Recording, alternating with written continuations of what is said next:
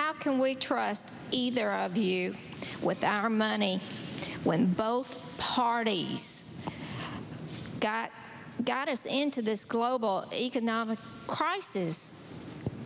Well, look, I understand your frustration and your cynicism, because while you've been carrying out your responsibilities, most of the people here, you've got a family budget. If less money's coming in, you end up making cuts. Maybe you don't go out to dinner as much. Maybe you put off buying a new car. That's not what happens in Washington. And you're right, there's a lot of blame to go around. But I think it's important just to remember a little bit of history. When George Bush came into office, we had surpluses. And now we have a $500 billion deficit annually. When George Bush came into office, our debt, national debt, was around $5 trillion. It's now over $10 trillion. We've almost doubled it. And so, while it's true that nobody's completely innocent here, we have had, over the last 8 years, the biggest increases in deficit spending and national debt in our history. And Senator McCain voted for 4 out of 5 of those George Bush budgets. So here's what I would do. I'm going to spend some money on the key issues that we've got to work on. You may have seen your health care premiums go up. We've got to reform health care to help you and your budget. We are going to have to deal with energy, because we can't keep on borrowing from the Chinese and sending money to Saudi Arabia. We are mortgaging our children's future. We've got to have a different energy plan. We've got to invest in college affordability. So we're going to have to make some investments, but we've also got to make spending cuts. And what I've proposed, you'll hear Senator McCain say, well, he's proposing a whole bunch of new spending, but actually I am cutting more than I'm spending, so that it will be a net spending cut. The key is whether or not we've got priorities that are working for you, as opposed to those who've been dictating policy in Washington lately, and that's mostly lobbyists and special interests. We've got to put an end to that. Senator McCain. Well, Teresa, thank you. And I can see why you feel that cynicism and mistrust, because the system in Washington is broken. And I have been a consistent reformer. I have advocated and taken on the special interest, whether they be the big money people, by reaching across the aisle and working with Senator Feingold on campaign finance reform, whether it being a variety of other issues, working with Senator Lieberman on trying to address climate change. I have a clear record of bipartisanship. The situation today cries out for bipartisanship. Senator Obama has never taken on the leaders of his party on a single issue. And we need to reform. And so let's look at our records as well as our rhetoric. That's really part of your mistrust here.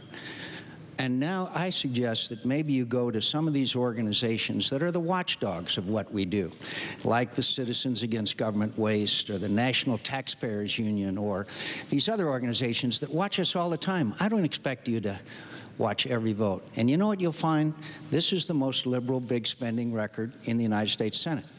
I have fought against excessive spending and outrageous. I have fought to reduce the earmarks and eliminate them. Do you know that Senator Obama has voted for, is proposing $860 billion of new spending now? New spending. Do you know that he voted for every increase in spending that I saw come across the floor of the United States Senate while we were working to eliminate these pork barrel earmarks? He voted for nearly $1 billion in pork barrel earmark projects, including, by the way, $3 million for an overhead projector at a planetarium in Chicago, Illinois. My friends, do we need to spend that kind of money? I think you have to look at my record and you have to look at his. Then you have to look at our proposals for our economy. Not $860 billion in new spending, but for the kinds of reforms that keep people in their jobs, get middle-income Americans working again, and getting our economy moving again. You're going to be examining our proposals tonight and in the future. And energy independence is a way to do that, is one of them. And drilling offshore and nuclear power are two vital elements of that. And I've been supporting those, and I know how to fix this economy and eliminate our dependence on foreign oil and stop sending $700 billion a year overseas. Well, we've run out of time. We have this one-minute discussion period going on here. There are new economic realities out there that everyone in this hall and across this country understands that there are going to have to be some choices made. Health policies, energy policies, and entitlement reform. What are going to be your priorities, in what order? Which of those will be your highest priority your first year in office, and which will follow in sequence? Senator McCain. The three priorities were health. The three: health care, energy, and entitlement reform, Social Security and Medicare. In what order would you put them in terms of priorities? I think you can work on all three at once, Tom. I think it's very important that we reform our entitlement programs.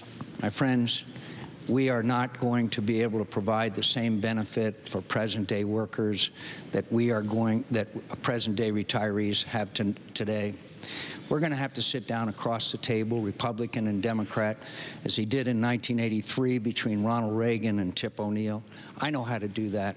I have a clear record of reaching across the aisle, whether it be Joe Lieberman or Russ Feingold or Ted Kennedy or others. That's my clear record. We can work on nuclear power plants, build a whole bunch of them, create millions of new jobs.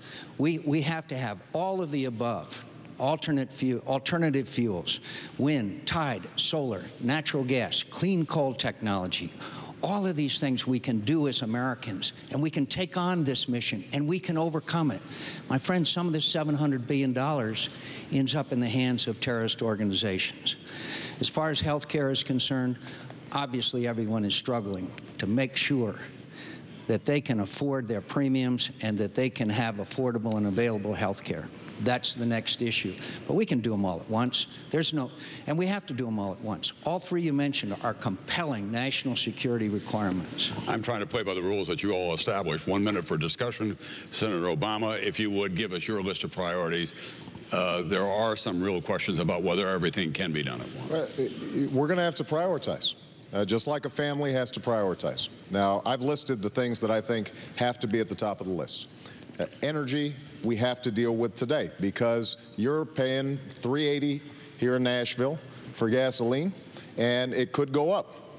And it's a strain on your family budget, but it's also bad for our national security because countries like Russia and Venezuela and, in some cases, countries like Iran are benefiting from higher oil prices. So we've got to deal with that right away. That's why I've called for an investment of $15 billion a year over 10 years.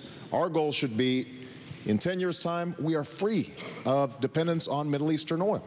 And we can do it.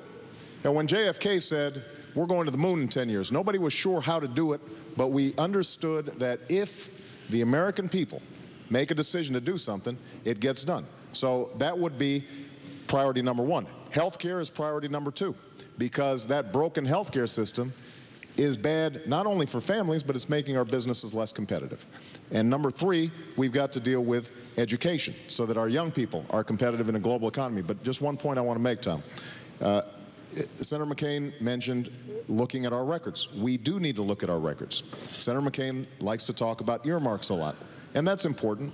I want to go line by line through every item in the federal budget and eliminate programs that don't work and make sure that those that do work better and cheaper. But understand this, we also have to look at where some of our tax revenues are going. So when Senator McCain proposes a $300 billion tax cut, a continuation not only of the Bush tax cuts, but an additional $200 billion that he's going to give to big corporations, including big oil companies, $4 billion worth, that's money out of the system. And so we've got to prioritize both our spending side and our tax policies to make sure that they're working for you. That's what I'm going to do as President of the United States. All right, gentlemen, I want to just remind